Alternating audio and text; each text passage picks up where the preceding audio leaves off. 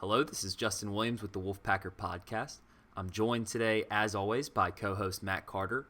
And today we're going to review the 2021 MLB Draft for NC State baseball players and NC State signees that were selected over the 3-day period here in the middle of July. We're also going to do a little State of the Baseball podcast episode, taking a look at what parts of the roster could return in 2022 and what the outlook is for NC State baseball from a big picture perspective over the next several seasons. That's going to kick off a little podcast series we're going to do for you here in the middle of the summer, where we review the state of each of the main 4 NC State athletic programs. We're also going to do men's and women's basketball, and we're also going to do football before this summer is over. But today the focus is on baseball.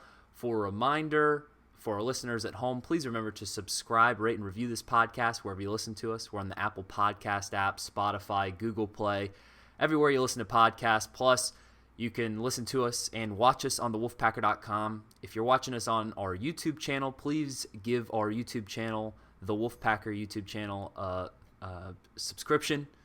Hit subscribe, swipe up if you're watching on mobile. Also, give this video a thumbs up, please, and give us a comment as well. Tell us what you like about the show. Tell us what you don't like. Whatever. Say go Pack, but tell us that you're listening. The engagement numbers help us, me, Justin, and him, Matt Carter.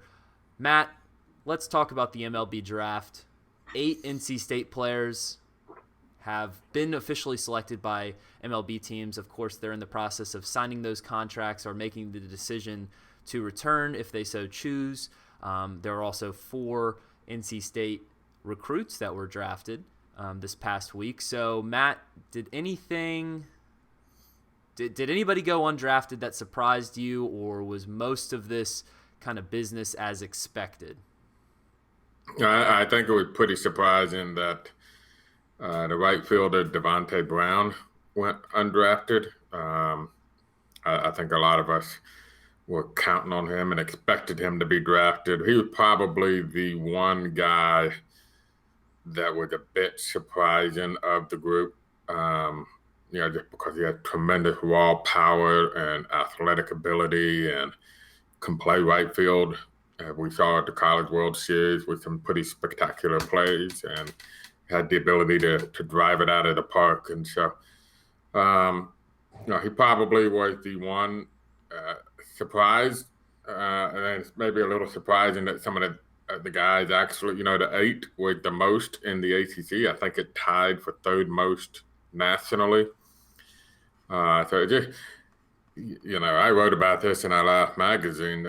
It was a nice feel-good story, right? All the NC State team went 1-8 in the ACC. They made this great run, and they had America's team at the College World Series, and the darlings of Omaha, but it felt like they were selling short. Hey, wait a second, this is a pretty damn good baseball team. They got a lot of good baseball players, and it's something we've been trying to point out. If you read our last War Room, we had anonymous quotes from a veteran MLB scout who covers this region. Right before the draft, this person went very in-depth about the team, and to tease a part of the War Room, and maybe cause some more heartbreak. He said this NC State team was going to win. He thought they were going to win the College World Series. He called it the best lineup he had seen in the College World Series since they've been on the job. So this was a great baseball team, a talented baseball team. If anything, the 1-8 start would be anomaly, not the ending of the season. And I think the MLB draft bears that out. So, but to answer your question, probably the only one that was surprising was Devonte Brown.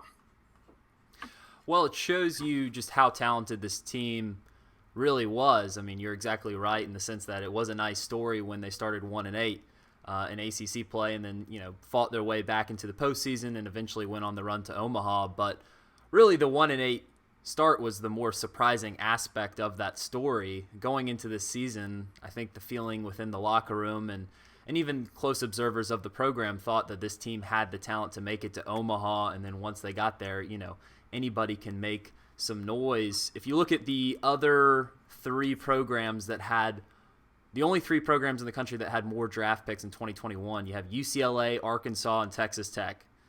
Throughout UCLA, they did make the College World Series playoffs, the field of 64, if you will, but they were bounced in the regional rounds. But you look at Arkansas, the number one team in the country, was knocked out by NC State in the Super Regionals, but went through the entirety of the SEC regular season without dropping a single series.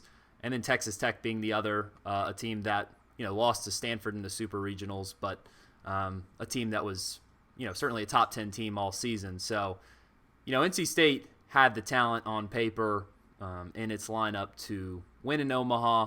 Unfortunate things ended up as they did.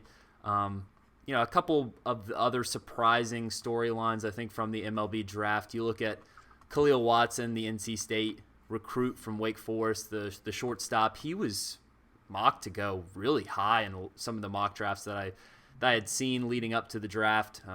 Was a consensus top 5 pick. He ends up sliding down to number 16 overall to the Miami Marlins, where he'll go play in the same organization that Derek Jeter owns. So a little bit of a cool story there, but a little bit surprising that he slid to 16. Still going to be making a nice payday with a $3.75 million signing bonus, so you can't blame the man for going straight to the pros.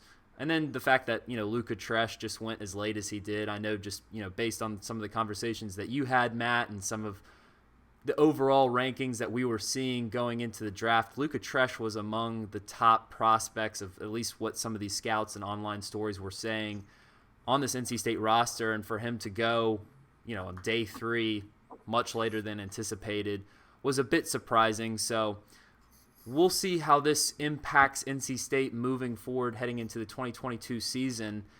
Matt, from your perspective, who has some, serious decisions to make? Because obviously the guys, pretty much all the guys that went on day 2 are probably going to go ahead and move on. And, you're already seeing reports of some guys. I saw Reed Johnson went ahead and signed his MLB contract.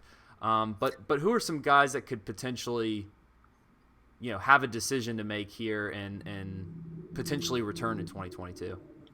Yeah, and to put this blunt, I don't think Reed has signed yet, but I think he said he intends to sign.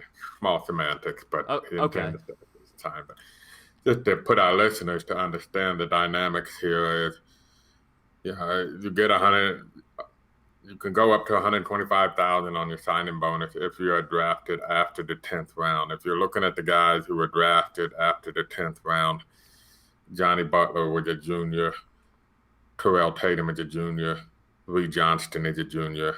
They could potentially get up to $125,000. If they were to come back to their senior year, they have no leverage. The MLB team will say, no matter where they draft them, unless they shoot up to like top 5 round, which would be quite the jump. But let's say, since we mentioned him already, Reed Johnston, let's say Reed Johnston bumps up to the 10th round. All of a sudden now he's in the slotted money territory where he gets a little bit more money. An MLB team would say, hey, here's $50,000. Take it or leave it. You're a senior. What else are you going to do?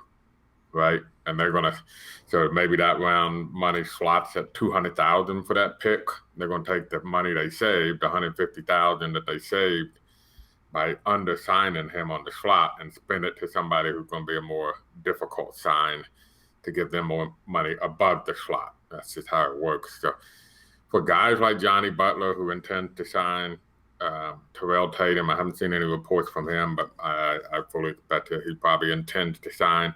And Reed Johnston, there's very little they're leaving money on the table to come back. And you would have to really love school. You would have to really have hesitation about going into the minors, the whole 9 yards at this point. That has happened a few times. Famously, Brock Deathridge and Josh McClain both decided to come back. But I don't think either one of those guys are in the minors anymore. So it kind of shows that maybe they weren't fully into pursuing going through the minor leagues, which is a long grind. The one that has a decision to make is Luka Tresh, because he's a sophomore. So he could theoretically come back, play his way back up the draft boards like he was at the beginning of the year, which is where, I think when the issue with the mocks with Luka Tresh was a lot of it was based when he got off to an unbelievable start. But he caught a lot of innings. And I'm sure that wore on him as the year went on. He probably caught every single inning of the season. And, the batting average started to slip. I saw a story from the Kansas City newspaper where the Royals scout or GM or somebody was saying that maybe some of the metrics didn't add up as much toward the end of the year. He's a guy that could say, look, if I come back, I can get back to being a potential top 5 round pick, and he can still get that money because he would be a junior next year. And he could tell an MLB team, if you don't pay me, I'll just go back to college. So he's the one that could clearly potentially have something to gain if he bet on himself. We'll see how much money the Royals offer him, and we'll see, what his asking price truly is. And then you have the recruits.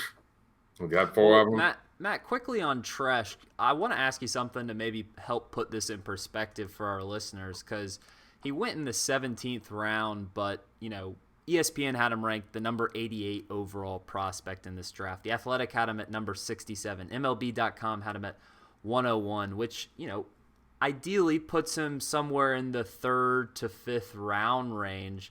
I don't know how accurate that assumption would be, but presume he came back for a junior season and played his way into that type of stock from a 17th round pick. How much money, from a contract perspective and a signing bonus difference, how much of a difference would that make, or does it really all just depend on how the negotiations goes with the Kansas City Royals right now?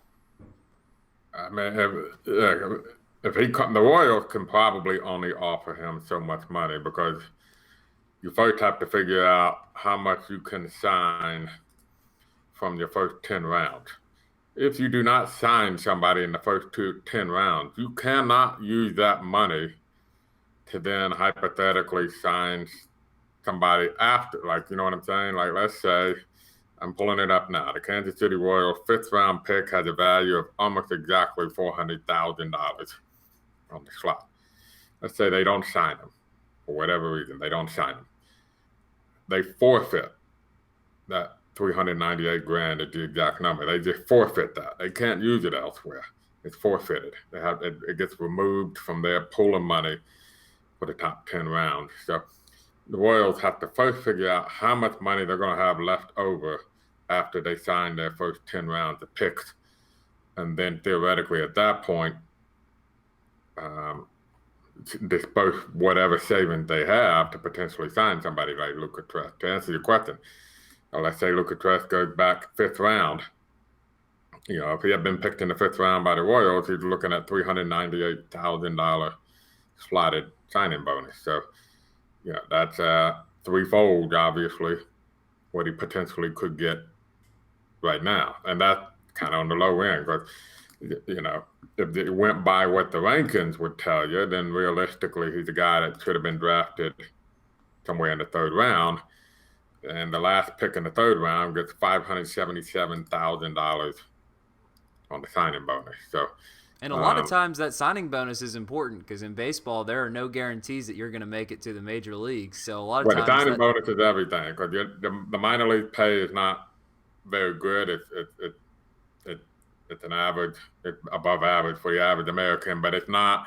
You're not on a contract. You become under club control. They pay you the minor league salary, which is so really the signing bonus is everything. That's everything. And so I will say this: MLB Draft Rankings are worth very little. They're fun, they're fascinating, and they're generally at the top. Okay, pretty good amount of weight. But once you get past that, I told Justin the story. I'm a Cubs fan. I remember them drafting a kid in the 1st round. I think was rated in the 90s or something like that on MLB.com. So not often in the 2nd and 3rd round, you'll see guys being drafted that aren't in the top 250. So it's really just a total guessing game, and it's totally. And so that said, there's a lot of expectation that Luca Tresh would have been drafted, certainly higher than 17th round. And if he were to come back and put together a full season, then it could quite possibly jump higher into the top 5 rounds. And compared to a normal year, a normal draft class, how would you rate this overall talent pool in 2021? Because I know obviously it's going to be impacted by what happened in 2020 with the abbreviated draft last season. I know a lot of guys decided to come back who maybe would have gone ahead and just entered the pros had a 2020 season had been completed, minus the COVID-19 pandemic and everything. So what was the general feeling about the overall talent pool in this draft class? And, maybe that could play into somebody's favor to somebody that decided to come back and try their chances in the 2022 class. Yeah, I'll be bluntly honest. You're probably asking me a question above my pay grade. Okay. On that one, but I thought you were the MLB expert, Matt. I can tell you NC State. I can tell you the Cubs. I mean, obviously it was above average talent pool because you're correct. There was only a 5-round draft last year, and the byproduct of that is not a lot of high school players got drafted last year. So now you had a lot of high school players like Khalil Watson that ended up at a Major League Baseball, ended up at a college baseball team. They're going to be there for a couple of years. So I would imagine, in the next couple of years, you're going to see some really loaded baseball draft classes because a lot of those guys went and played college ball instead of coming out of high school. So there could be, you would think, maybe there's for Luca Tress, he could kind of get perfectly in between it. Maybe this was a deeper draft because of all the college players that came back. And now that has thinned out. And then you got all these young high school players that might be coming in a couple of years. You might have a little window here in between that, a little gap in between that could work to somebody like a Luca Tress's favor to the bet on himself. But let's not forget these young men have dreams. And somebody says I'll give you $125,000 and you go chase your dream of playing in the major leagues, or you can risk it. To you and I, it might be easy to say, "Oh, bet on yourself, come back. You'll make $500,000 at least if you come back next year." I mean, can he? We're not in his shoes. We hadn't put in the work to be a baseball player like he has all his life. Oh, I'm 100% with you, Matt. Whatever he decides is his best decision. I think everyone should be in complete support of him. I think it is just an interesting, process to look at just from an exterior view of. I mean, it really is a tough decision for him to make in the sense that you'd think ideally if he comes back in 2022 and, puts together the same numbers or maybe slightly above what he put together on the field this year, that he could, significantly make, let's say, $100,000 to $200,000 more on a signing bonus, which is, not generational money, but it is a life-changing amount of money for a young man. As somebody that's in his age range, I sure would love an extra $200,000 if I had a signing bonus that, was between $100,000 or $300,000 in his shoes. But it's just interesting to evaluate that. Matt, as for looking at the roster next year, what about the 4 commits that were drafted? We know Khalil Watson is definitely MLB bound, or at least, minor league bound for now. He's going to sign. He's going to go with the Marlins. What about these other 3 guys? Are they for sure going to go to the pros? Are they for sure going to go to NC State? Or is there still some decisions that need to be made? I think they all kind of carry the range of the opposite ends of the spectrum and in between. I think, there was an outfielder who is at Lewisburg College named Trendon Craig, who's come out and publicly stated he's leaning towards going ahead and signing with the Baltimore Orioles, who took him in the 20th round. We really should mention there 5, if I think about it. I've forgotten about one, and I'll get to him. You mentioned Khalil Watson. There is also an infielder from Cary named Peyton Greene, who was one of 2 infielders in NC State's class, along with Tommy White, who was generally considered a top 150, top 200 draft prospect. Obviously, Tommy White's demands were too high. He did not get drafted. He's a power-hitting third baseman on paper, so that's a welcome addition to the Wolfpack team. Peyton Greene did get drafted. That's 15th round by the Boston Red Sox. A guy like Peyton Greene, you would tend to think he would probably say thanks, but no thanks, and go ahead to college. Which is exactly what I would do if I was drafted by the Red Sox, by the way. Yeah, I know, Chris. Yeah, for those who don't know. Although I think he's kind of flipping allegiance, but it's certainly not to the Red Sox. It's easy to flip your allegiance when the Yankees are a dismal 500 with, again, one of the top salary caps, budgets, stat sheets in Major League Baseball. I've never watched a Yankees club that was outside the top 20 in batting.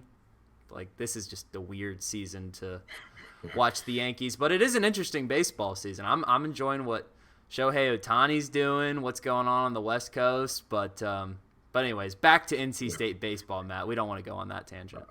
There was a junior college catcher that was drafted in the 13th round, interestingly. So NC State, the backup plan to Luca Tress is apparently in jeopardy too, named Mitchell Tucker. I just don't know enough about Mitchell Tucker and his situation and what he might be thinking about doing at this point. And then there's a transfer named Josh Hood, who was the Ivy League Rookie of the Year. He's doing very well in the Cape Cod League right now. He's shortstop. Ivy League did not play baseball this year. He decided to transfer to NC State. The pesky Boston Red Sox drafted him as well, I believe, in the 20th round. So, he's another guy that will have to make decisions and kind of consider his options. Obviously NC State going to lose Jose Torres, who was drafted, I think, 3rd round, 4th round. I can't remember off the top of my head.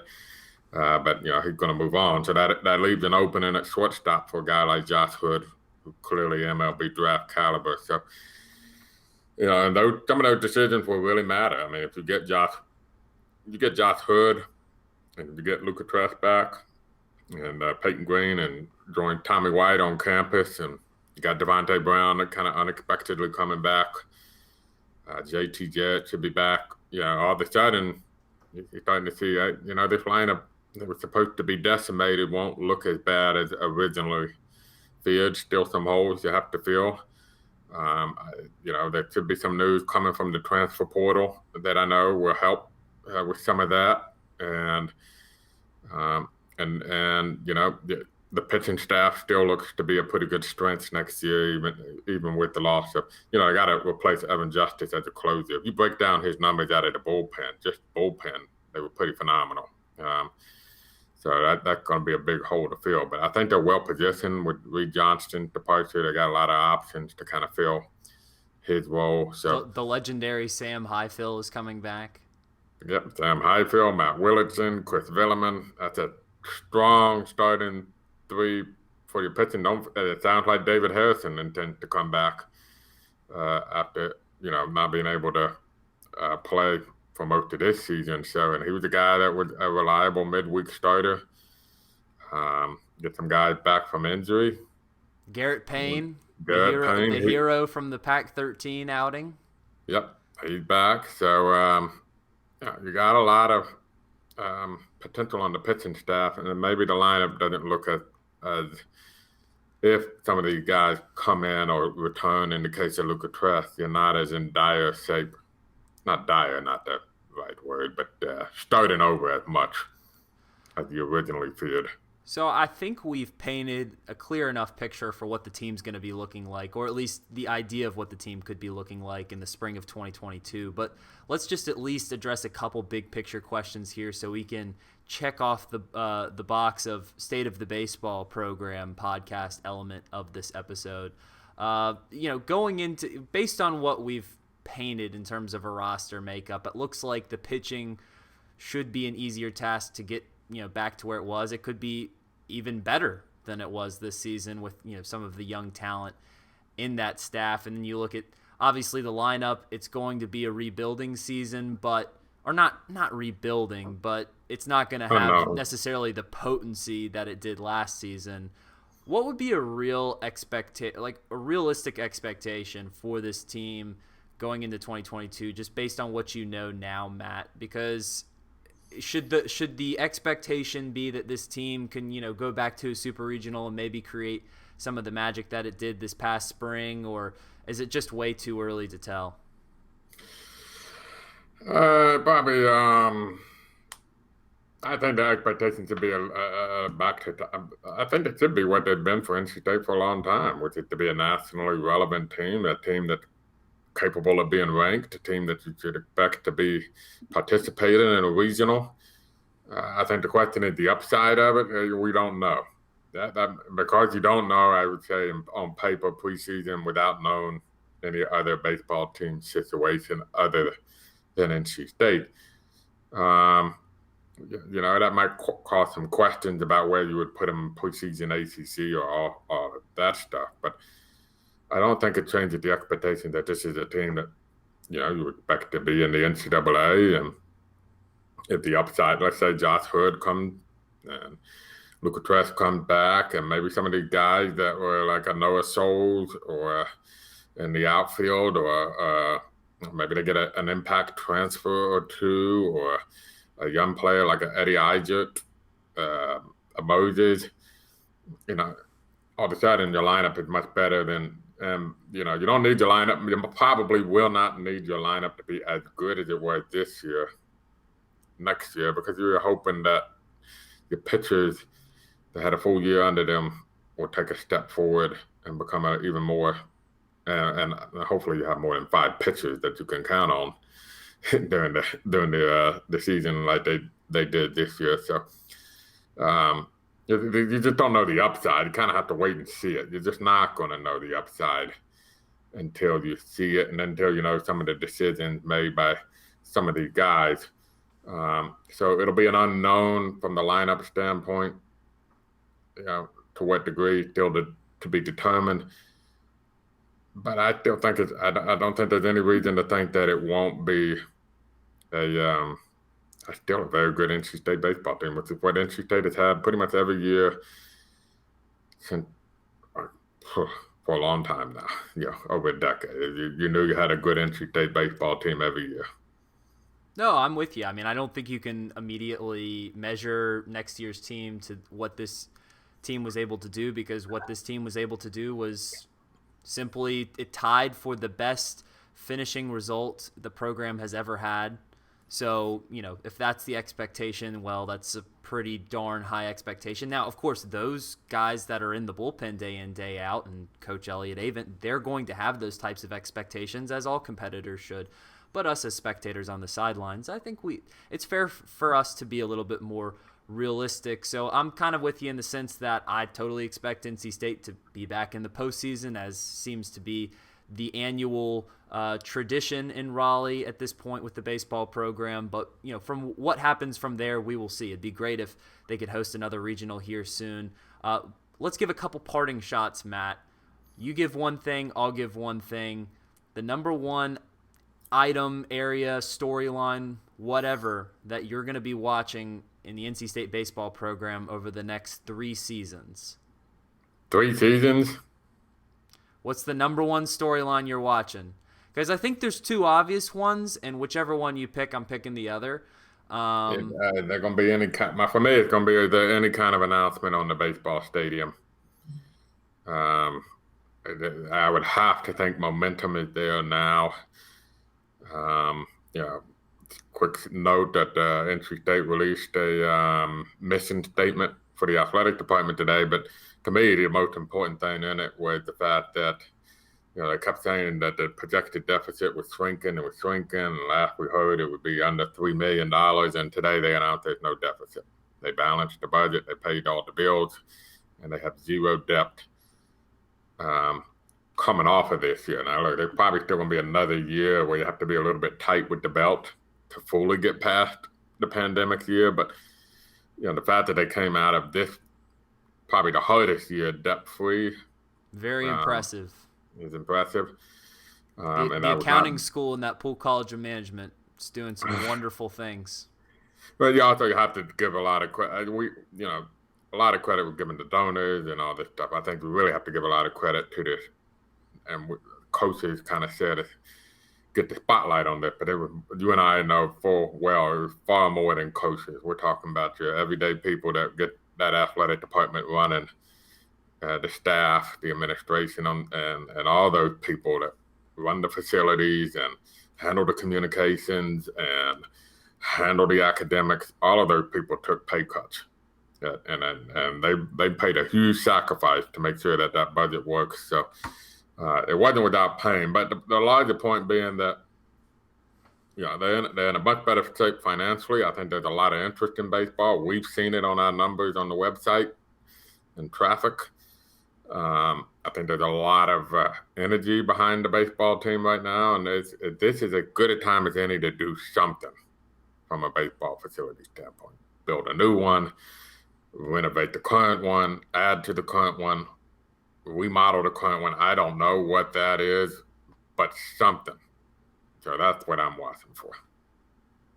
Well, the other obvious storyline I think there is to watch for over the next 3 seasons is just the future status of head coach Elliott Avent. He just completed his 25th season with the program. He's obviously a very experienced head coach. When you think of NC State baseball, the first name that comes to mind has to be Elliott Avent. Of course, you at least in the back of my mind, I'm kind of thinking, well, watching NC State and Omaha, if NC State finds a way to close this thing out, there's really no better fairy tale ending to that type of career than to win it all in Omaha. So, I thought the potential was there that if NC State maybe won the whole thing, like they very well could have had COVID not hit the program, very possibly could have been Elliott Avent's last season at NC State this year. But of course, because of the way things ended and because of, I think, just the desire and the opportunity for NC State, how close the program was to getting to that ultimate goal, I think that drives Elliott Avent for at least this next upcoming season, and we'll see from there. He's a coach that has been on record as saying that he doesn't want to do this into his 70s and 80s and die in the bullpen per se. So I think that eventually NC State fans will have to see the day that Elliott Avent does decide to retire at NC State, and maybe that goes hand in hand with a baseball type of project, because if there's anybody that's poured their heart and soul into the program at NC State, it's Elliott Avent. And however the baseball stadium is renovated, or if there's a new one, whatever, it's hard to imagine a world where Elliott Avent won't be honored somewhere in it or on it with naming rights or whatever. So yeah, I think those are the two major storylines. We'll see if NC State can return to Omaha as soon as next season. It'll be interesting to see. I think there's going to be a ton of excitement going into the college baseball season in Raleigh this time next year, or I guess early spring next year. So we will have more coverage for you here at thewolfpacker.com on all baseball happenings as the players that have been drafted make their decisions, whether they decide to sign their contracts or they come back to NC State.